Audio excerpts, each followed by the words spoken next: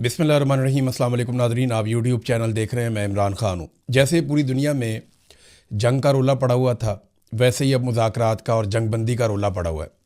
ना जंग की कोई समझ आई, ना मुज़ाकरात की कोई समझ आई। कुछ पता ही नहीं चला ये जंग किस मकसद के लिए थी और इसमें क्या हासिल किया गया। अमेरिका को या इसराइल को इस जंग में क्या मिला, सवाए शर्मिंदगी के और तो कुछ दिखाई नहीं दे रहा। अब ये जंग किन बातों पे ख़त्म हो रही है, ये भी किसी को समझ नहीं आ रही। डोनाल्ड ट्रंप ने एक दावा किया।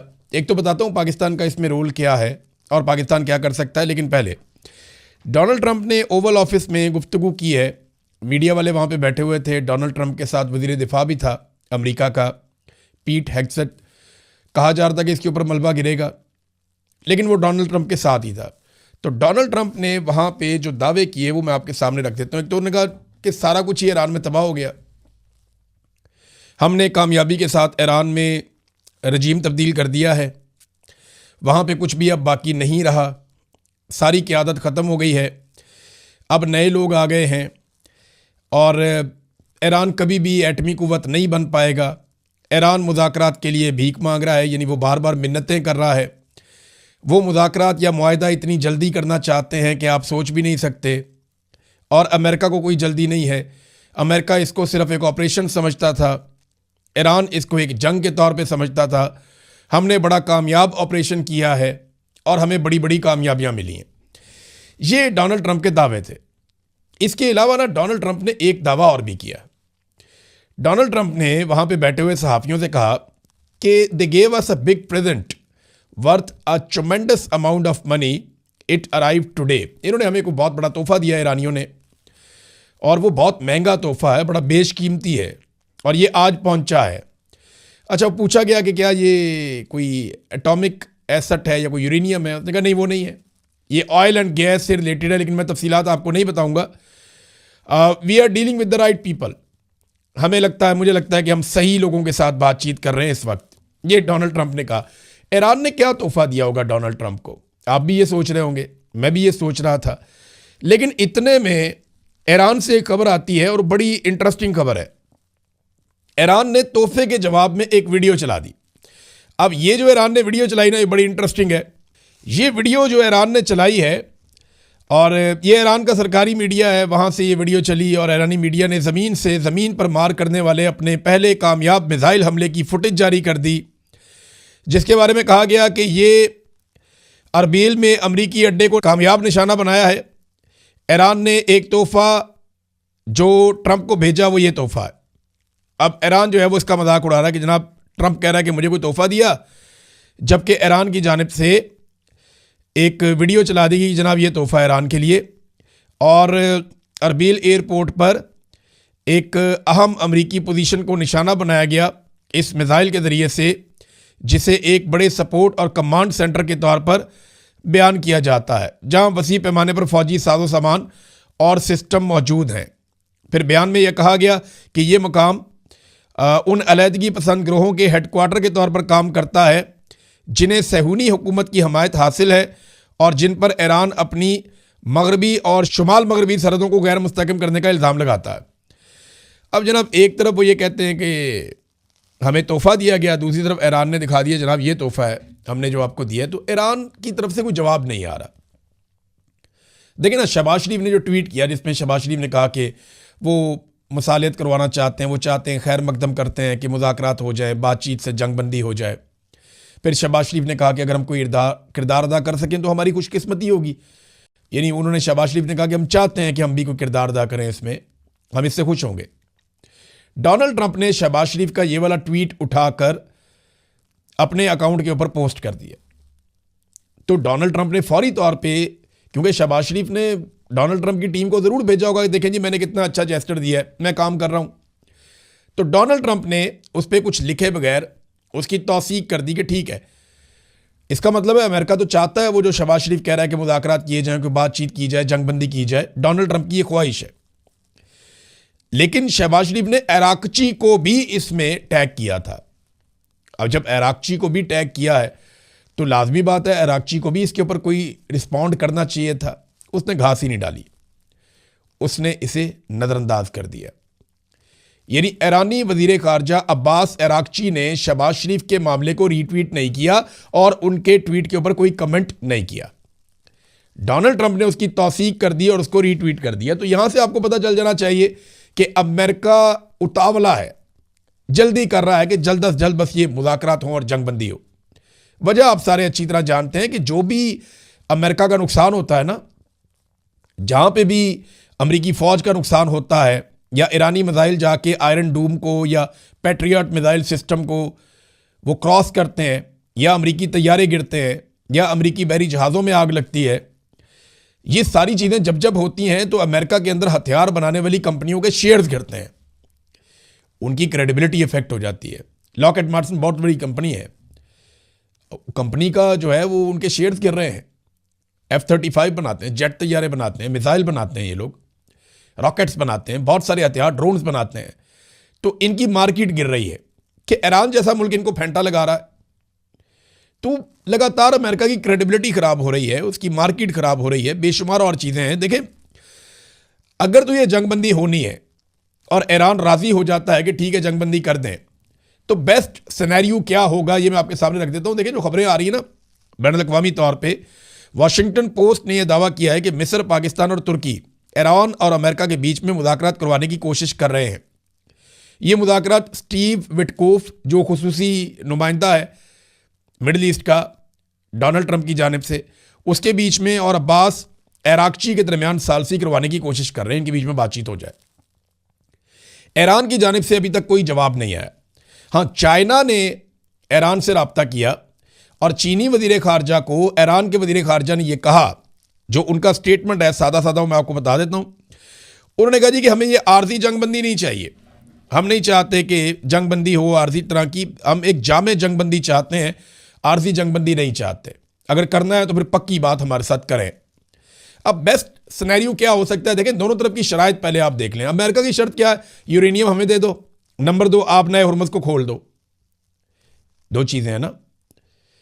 तो यूरेनियम का तो ईरान बड़े आराम से कह देगा कि आपने जब बमबारी की थी वो ज़मीन के अंदर दब गई, पहले वो कह भी चुके हैं।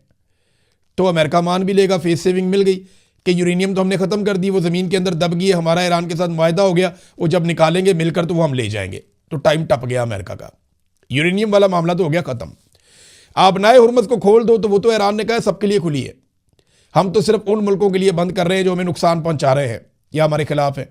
अब उस पर ईरान और अमेरिका के अंदर कोई डील होनी है और वो खुल भी सकती है, ओके, कोई मसला नहीं। अल्टीमेटली उसने खुलना है, पूरी दुनिया की तिजारत वहां से होनी है।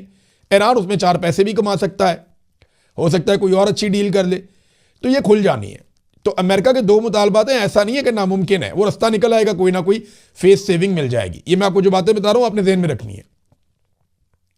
ईरानी मुतालबात पे आ जाएं, वो पूरे हो सकते हैं या नहीं।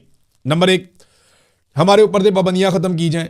बिल्कुल, ये तो अमेरिका कह रहा है कि हम खत्म करते हैं आहिस्ता आहिस्ता, कुछ चीज़ों में पहले रिलीफ मिल जाएगा, कुछ का बाद में रिलीफ मिल जाएगा। तो ईरान के ऊपर से कुछ पाबंदियां भी खत्म हो जाएं तो उसके लिए बहुत बड़ी ऑक्सीजन होगी, ईरान के लिए बड़ा फायदा होगा, उसको विन विन सिचुएशन हो जाएगी। दूसरा मुतालबा, हमें गारंटी दी जाए, तो गारंटी दे दी जाएगी, लेकिन ये एक बेफायदा गारंटी होगी। आप इसराइल की या अमेरिका की गारंटी तो नहीं दे सकते ना, दुनिया में कोई मुल्क नहीं दे सकता। वो जब चाहेंगे दोबारा हमला कर देंगे और ईरान वापस उसी तरह जवाब देना शुरू कर देगा। तो ये जो आइंदा जंग के हवाले से जो गारंटी है, इसमें ईरान ये कोशिश करेगा कि बड़े ममालिक को मजीद को बीच में डाल ले, यानी यूरोप की गारंटी ले ले, कुछ अरब ममालिक से ले ले, कुछ जो है वो चाइना की और रशिया की गारंटी भी ले ले कि कल को अगर कुछ हो तो यूरोप बीच में ना पड़े, बाकी लोग बीच में ना पड़े और चाइना और रशिया हमारे साथ खड़ा हो जाए और अरब ममालिक के खिलाफ भी कार्रवाई का जवाब ईरान को मिल जाए। वो ऐसा चाहेगा, वो ये करेगा। नुकसान का अजाला देखिए, अब नुकसान का अजाला सबसे बड़ा तो यही हो सकता है ना कि आप नए हुर्मुज़ में ईरान को टैक्स वैक्स ले लिया करे, ये एक नुकसान का अजाला हो सकता है। अमेरिका पैसा तो नहीं निकाल के फ़ौरन दे देगा कि ये पैसा आप ले लें। हाँ, ये है कि पाबंदियां नरम हो जाएंगी तो ईरान पैसा कमा भी लेगा। तो ऐसा नहीं है कि बहुत बुरे लॉक लगे हुए हैं, बहुत बुरे लॉक नहीं लगे हुए। ना ये लड़ाई खत्म होने जा रही है, ना ये आज खत्म होनी है, नजरियाती लड़ाई है।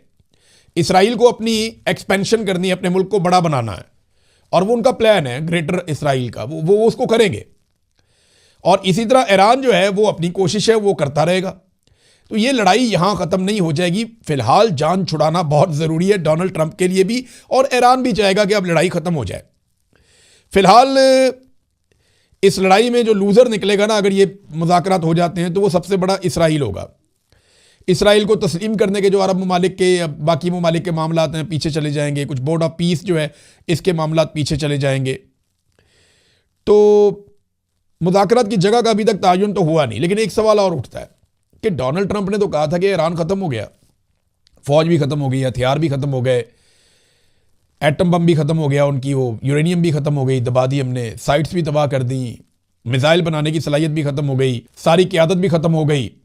बताओ अब हम किसके साथ बात करें? तो फिर डोनाल्ड ट्रंप मुज़ाकरात किसके साथ करना चाह रहे हैं? सवाल तो ये पैदा होता है ना। लेकिन अमेरिका में भी इस तरह के सवालात सहाफ़ी ज़रा मुझे लगता है नहीं पूछते। ये सवाल पूछा जाना चाहिए कि जनाब आपने तो सब तबाह कर दिया, तो फिर मुज़ाकरात किस बात के? फिर ख़त्म करें बात।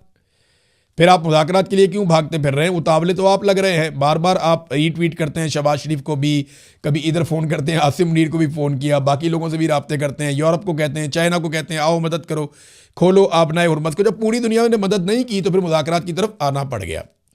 और अभी लड़ाई ख़त्म नहीं हुई, याद रखिएगा। इस बीच में जब ये सारी बातें चीतें हो रही हैं तो लड़ाई चल रही है, तेहरान में दबा के धमाके हो रहे हैं। और इसके अलावा मैं आपको ये भी बता देता हूं कि ईरान ने बाकायदा आगाह किया है IAEA को, ये एटॉमिक्स के हवाले से जो है वो आलमी इदारा है, उन्हें बताया है कि ईरान के बुशहर में एक मरतबा फिर एक बम मारा गया है और एक मरतबा फिर हमला किया गया है, और ये इंतहाई ख़तरनाक है, बहुत खौफनाक है। ये बाकायदा ईरान ने फिर रिपोर्ट किया है और इस पर तशवीश का इजहार किया जा रहा है आलमी इदारों की जानिब से कि अगर ताबकारी हो गई तो बड़ा लंबा मसला पड़ जाएगा, फिर ये जंग भी ख़त्म नहीं होगी। तो इसराइल ये नहीं चाहेगा कि जंग खत्म हो, अभी बड़ा मामला पड़ा हुआ है। देखें ना, अमेरिकन फौजी अभी आ रहे हैं। यहां मेरे पास एक रिपोर्ट है, वॉल स्ट्रीट जर्नल की रिपोर्ट के मुताबिक 82nd एयरबोर्न डिवीजन के 3000 से ज़ायद फौजियों को मशरिक़ वस्ता में तैनात किया जा रहा है। इनके साथ कुछ जर्नैल भी आ रहे हैं जो एक्सपर्ट हैं लड़ाई में। तो ऐसा नहीं है कि जंग खत्म होने जा रही है। हो सकता है कि ये एक टाइम लिया जा रहा हो, क्योंकि जुमेरात तक का टाइम है, ईरान ने जवाब देना है जो मुतालबात अमेरिका ने सामने रखे, और अमेरिका ने भी जवाब देना होगा उन चीज़ों का जो ईरान की जानिब से मुतालबा की जा रही हैं। तो क्या पाकिस्तान, तुर्की, मिस्र और ओमान ये ममालिक मिलकर कोई फेस सेविंग दिलवा सकते हैं? जब पाकिस्तान का इंतखाब क्यों किया जा रहा है, ये बड़ा इंपॉर्टेंट है। देखिए, ईरानी मिसाइल हर तरफ गए हैं, अरब के तकरीबन तमाम ममालिक में जाकर लगे हैं। पाकिस्तान एक ऐसी जगह है जहां पे बिल्कुल किसी किस्म का खतरा नहीं हो सकता अमेरिकन को, अगर वो आए तो अमेरिकन अगर पाकिस्तान में आते हैं और यहां पे मुज़ाकरात होते हैं तो यहां अमेरिकन को कोई जान का खतरा नहीं है।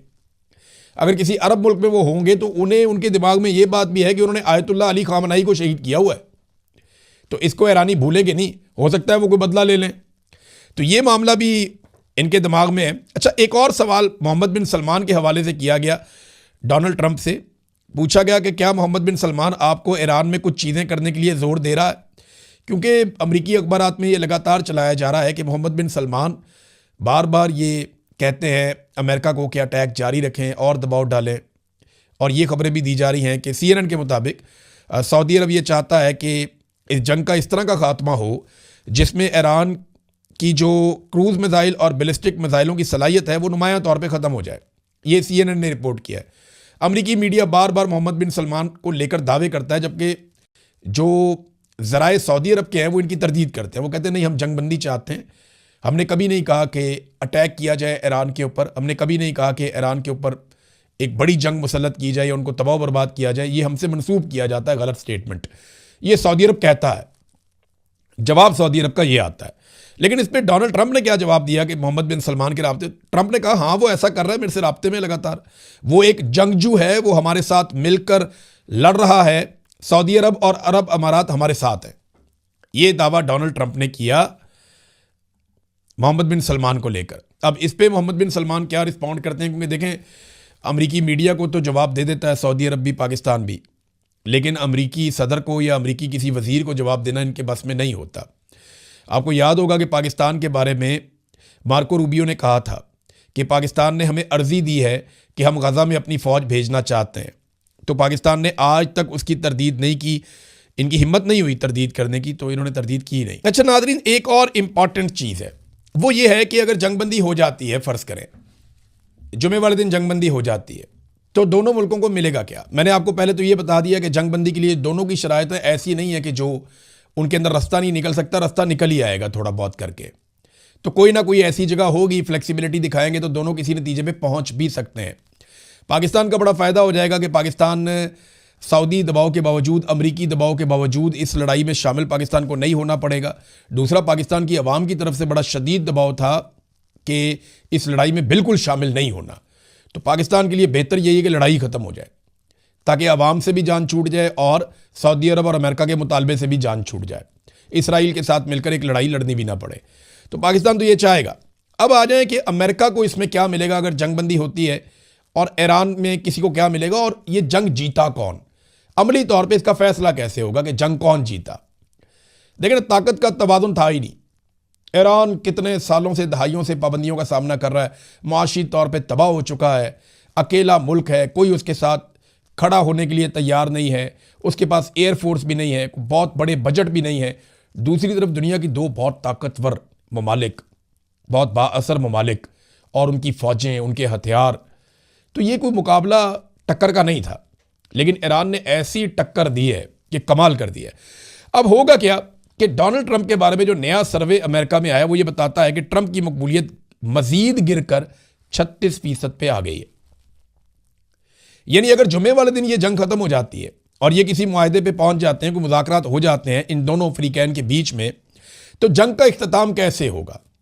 हफ्ते वाले दिन अमेरिका में नो किंग्स मूवमेंट चलेगी, 9 मिलियन लोग बाहर आ रहे हैं। अब बताएं ना, ये डोनाल्ड ट्रंप के लिए जंग का कितना भयानक इख्तिताम है कि एक तरफ अमेरिकन कभी नहीं मानेंगे जो डोनाल्ड ट्रंप कह रहा है। अमेरिकन अभी से ये कह रहे हैं कि इस जंग को हमने जीता नहीं है, बल्कि ये इसराइल ने हमें अपनी जंग में उतारा और अमेरिका एक्सपोज हो गया इस जंग के अंदर, हमें बहुत नुकसान हुआ, सारे ये कह रहे हैं। और साथ ही डोनाल्ड ट्रंप के खिलाफ हफ्ते वाले दिन एक बहुत बड़े पैमाने पे अमेरिका में 9 मिलियन लोग निकलकर एहतजाज करने का इरादा रखते हैं। नो किंग्स मूवमेंट, ये है खौफनाक इख्तिताम इस जंग का डोनाल्ड ट्रंप के लिए। ईरान के लिए क्या है? अभी तक मेरी इत्तला के मुताबिक खामनई का नमाज जनाजा पेंडिंग है, आयतुल्लाह अली खामनई। यानी एक तरफ एक शख्स की सियासत का जनाजा निकल सकता है इस जंग के खात्मे पे, और दूसरी तरफ एक लीडर की शहादत का जनाजा निकलेगा जिसने बहादुरी के साथ मौत को गले लगाया और पीछे हटने से इनकार किया। तो ये बड़ा फ़र्क है। यहां से एक हुकूमत अवाम के अंदर कहां जाएगी और दूसरी हुकूमत अवाम के अंदर कहां जाएगी, यह है इस जंग का इख्तिताम। एक चीज़ मैं आपको और बताता हूं, डोनाल्ड ट्रंप ने कहा कि हमने ईरान की क़यादत ही ख़त्म कर दी है, ये नए लोग आ गए हैं, हमने रजीम तब्दील कर दिया, अब नया रजीम आ गया। भाई ये वही तो लोग हैं जो पुराना रजीम है, उन्होंने तो आप पे एक भी बम नहीं मारा। जो पुराने लोग थे आयतुल्लाह अली खामनई, उनकी शहादत से पहले तो ईरान ने आपको मारा ही नहीं। आपको तो जितना मारा है या जितना अटैक किया है अमेरिका के ऊपर, इसराइल के ऊपर, वो ये मौजूदा रजीम ने किया है, और उसी रजीम को डोनाल्ड ट्रंप कह रहा है कि हम इसको तब्दील करके लेके आए। यानी आप जिस रजीम को तब्दील करके लेकर आए उसी ने तबाही फेर दी।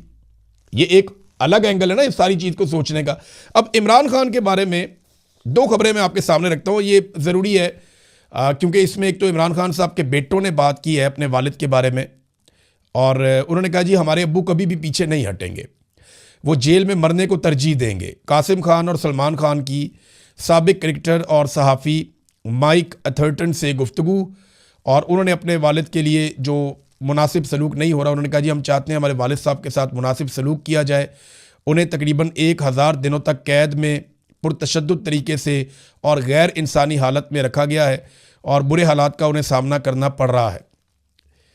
और द टाइम्स के चीफ क्रिकेटर नुमाइंदे हैं माइक अथर्टन, उनका एक आर्टिकल आया, उसमें इमरान खान के बेटों ने उनको ये बताया कि हमारे बाप का मसला ये है कि वो हार नहीं मानेगा, वो पीछे नहीं हटेगा, घुटने नहीं टेकेगा, वो जेल में मरने को तरजीह देगा। और ये बात हम सारे जानते हैं।